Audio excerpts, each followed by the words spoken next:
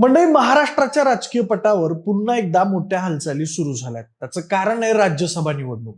या निवडणुकीच्या पार्श्वभूमीवर गेल्या काही दिवसापासून राज्यसभेच्या रिकाम्या होणाऱ्या 7 जागेवर कोणाची वर्णी लागणार याकडे सगळ्यांचं लक्ष लागलेलं होतं. त्यात भाजपच्या वाट्याला 4 जागा येणार असल्यामुळे सगळ्यांच्या नजरा भाजपकडे खिळल्या होत्या. दरम्यान काल भाजपचे इतर राज्यातील उमेदवार जाहीर झाले, पण महाराष्ट्राचा सस्पेन्स मात्र कायम होता. आणि अखेर आज भाजपने 4 नावांवर शिक्कामोर्तब केलाय, ज्यात रामदास आठवले, विनोद तावडे, माया युनाते आणि रामराव वडकुते यांच्या नावाचा समावेश आहे. पण ही 4 नावं जाहीर होताच राजकीय वर्तुळात चर्चा रंगल्यात. त्या म्हणजे हेच 4 नेते का? एका बाजूला सामाजिक समीकरणं, दुसऱ्या बाजूला पक्षनिष्ठा, एका बाजूला अनुभवी चेहरे तर दुसऱ्या बाजूला नव्या चेहऱ्यांना संधी. म्हणूनच नेमकं या 4 नेत्यांचं राजकीय वजन काय आहे, हे 4 नेते नेमके कोण आहेत, राज्यसभेचं गणित कसं जुळतंय आणि विरोधकांसाठी यातून कोणता संदेश जातोय, याच सगळ्या प्रश्नांची सविस्तर उत्तर जाणून घेऊयात या व्हिडिओच्या माध्यमातून. नमस्कार, मी प्रथमेश आणि तुम्हाला तर माहिती आहे आपला विषयच भारी. मंडळी, राज्यसभेच्या रिक्त होणाऱ्या जागांसाठी निवडणूक जाहीर झाल्यापासून महाराष्ट्राच्या राजकारणाला चांगलाच वेग आलाय. प्रत्येक पक्ष आपापली गणितं मांडतोय, गाठीबिटी वाढतायत आणि पडद्यामागे रणनीती आखली जाते. पण विधानसभेचं सध्याचं संख्याबळ पाहिलं तर एक गोष्ट स्पष्ट आहे, ती म्हणजे भाजप मोठा भाऊ आहे आणि त्यामुळे रिक्त झालेल्या 7 पैकी 4 जागा भाजपच्या वाट्याला जाणार आहेत. आणि महायुतीतल्या मित्रपक्षांना प्रत्येकी 1 जागा तर महाविकास आघाडीच्या वाट्याला फक्त 1च जागा येणार आहे.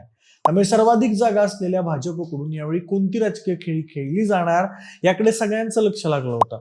गेल्या काही दिवसांपासून विनोद तावडे आणि रामदास आठवले यांना संधी मिळणार अशी जोरदार चर्चा होती. अनुभव, संघटन कौशल्य आणि सामाजिक समीकरण या दोन्ही नेत्यांच्या बाजूने मजबूत मुद्दे होते. त्यामुळे त्यांच्या नावांची घोषणा होणं अपेक्षितच होतं. पण भाजपनं या 2 अनुभवी नेत्यांसोबतच 2 नव्या चेहऱ्यांना पण संधी दिली आहे, ज्यात एक महिला उमेदवार देखील आहेत. त्यामुळे भाजपच्या या उमेदवारी मागे काय राजकीय खेळी आहे आणि या नव्या चेहऱ्यांची राजकीय ताकद किती आहे, असा प्रश्न उपस्थित झालाय. या 4ही नेत्यांची राजकीय ताकद आणि त्यामागची भाजपाची राजकीय खेळी समजून घेऊया. पण फक्त 7 जागेसाठी होणाऱ्या या निवडणुकीत भाजपकडे 4 जागा येणार आहेत, तरी देखील भाजपनं महिला प्रतिनिधित्वाचा संदेश देत माया युनाते यांना उमेदवारी दिली आहे. पण ही उमेदवारी त्या फक्त महिला उमेदवार आहेत म्हणून देण्यात आलेली नाहीये, तर त्यांच्या उमेदवारी मागे भाजपची राजकीय खेळी देखील असल्याचं सुद्धा पाहायला मिळत आहे. माया युनाते या तुलनेने नवख्या जरी असल्या तरी त्या एक सक्रिय नेत्या आहेत. त्यांनी आदिवासी भागात भाजपच्या सामाजिक कार्यकर्त्या म्हणून काम केलंय. सोबतच एका सामान्य पार्श्वभूमीतून राजकारणात येत त्यांनी राष्ट्रीय अनुसूचित जमाती आयोगाच्या सदस्य म्हणून सुद्धा काम पाहिलंय. त्या काळात देखील त्यांनी आदिवासी आणि अनुसूचित जमातीच्या लोकांसाठी मोठ्या प्रमाणावर काम केलं. म्हणूनच नागपूरच्या माजी महापौर आणि भाजपच्या आदिवासी महिला नेत्या माया युनाते यांना उमेदवारी देऊन पक्षाने आदिवासी समाजाला मोठं प्रतिनिधित्व देत महिला सक्षमीकरण, ओबीसी वोट बँकिंगसाठी प्रादेशिक संतुलन आणि आम्ही नव्या चेहऱ्याला संधी देतोय असा संदेश दिलाय.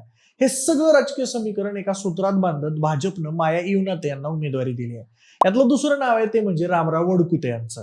रामराव वडकुते हे ग्रामीण भागाचं प्रतिनिधित्व करतात.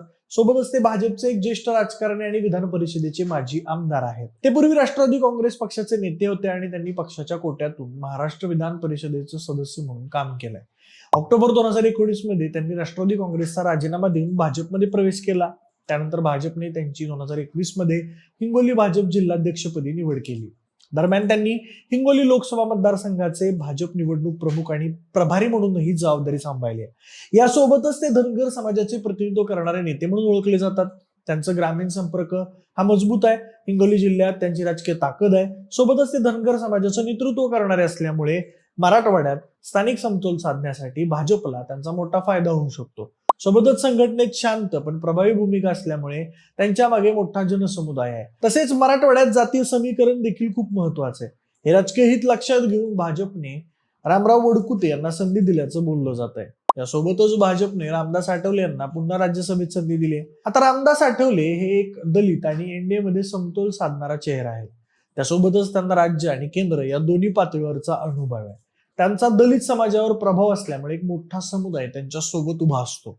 त्यामुळे त्यांना राज्यसभेत संधी देणं म्हणजे दलित समाजाला प्रतिनिधित्व देणं असा संदेश भाजपनं त्यांच्या माध्यमातून दलित समाजाला दिलाय. यासोबतच भाजपने एक अनुभवी चेहरा म्हणून विनोद तावडे यांना देखील संधी दिली आहे. भाजप जेव्हा महाराष्ट्रात वाढत होता, संघटन उभारत होता, तेव्हा तावडे मैदानात होते. शाखा वाढवणं असो, कार्यकर्त्यांना जोडणं असो किंवा निवडणुकीच्या वेळी बूथ निहाय तयारी करण्यात असो, तावडे यांचं नाव हमखास पुढे असायचं. शिक्षण मंत्री म्हणून जेव्हा जबाबदारी मिळाली तेव्हा त्यांनी प्रशासकीय अनुभवही कमावला.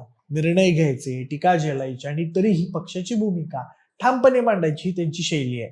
पक्षात दीर्घकाळ काम केल्यामुळे वरच्या नेतृत्वाचा विश्वास त्यांनी जिंकला. शिवाय तावडे हे मराठा चेहरा असल्यामुळे या गोष्टीचा देखील त्यांना चांगला फायदा होऊ शकतो.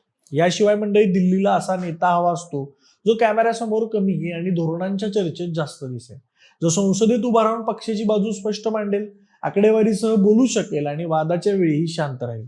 म्हणूनच राज्यसभेसाठी नावं जाहीर झालं तेव्हा अनेकांना आश्चर्य वाटलं नाही, कारण तावडे त्या चौकटीत अगदी फिट्ट बसतात.